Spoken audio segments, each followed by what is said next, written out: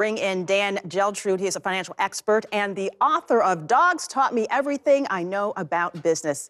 Pretty interesting topic there, title at least. Dan, good morning. First of all, I've talked to a lot of executives within the auto industry, and this is significant, this exemption for them. Your take on that 1-month exemption and the strategy that is behind this?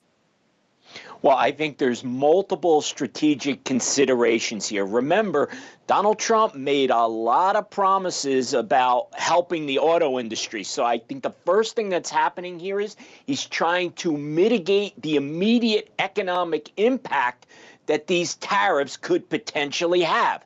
He's also trying to encourage domestic production. Keep in mind that a lot of parts that go into American cars are foreign. So there's no question about the fact that it's going to increase the costs related to American vehicles. Next, I think it's important that there is maintaining of industry stability. Just putting these tariffs in without allowing any chance for adjustment could be a very dangerous thing.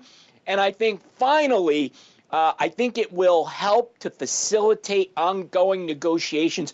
Remember, Donald Trump can change direction at any point in time, and it doesn't necessarily mean that these tariffs in a month will even be there, depending on negotiations with Mexico and Canada, as well as other nations. Yeah, and you make a good point about opportunity. We're already seeing some of the auto industry, a lot of the auto companies already committing to opening up huge facilities to produce cars here in the United States, which of course means more jobs. I know there's a big facility that is being planned right now for Indiana. You know, there are reports this morning the Trump administration is weighing even more exemptions from the new tariffs on Canada and Mexico, this time for the agriculture industry. How would this help our farmers and help that industry as a whole, and even the consumer who we're at the very end of that supply chain in terms of buying our food?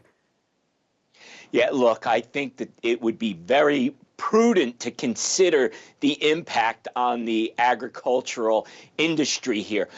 We need to protect domestic agriculture, no question about it. I mean, it's our food source. But the other thing here is that there's a political component, perhaps there always is. You know, the rural America is Trump country. Now, if he does things to upset the people in that area, that's loss of political support for him and other Republicans. So he's got to keep that in mind here. Also, you want to prevent the retaliatory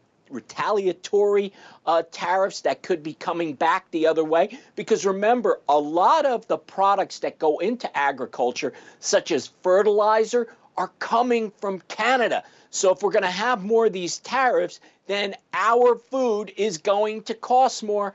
And of course, we need economic stability in the agriculture sector. So I think those are all the things that need to be considered in terms of protecting our farmers. Yeah, well, it is a balancing act indeed. Dan Geltrude, thank you so much for your insight this morning. Joe?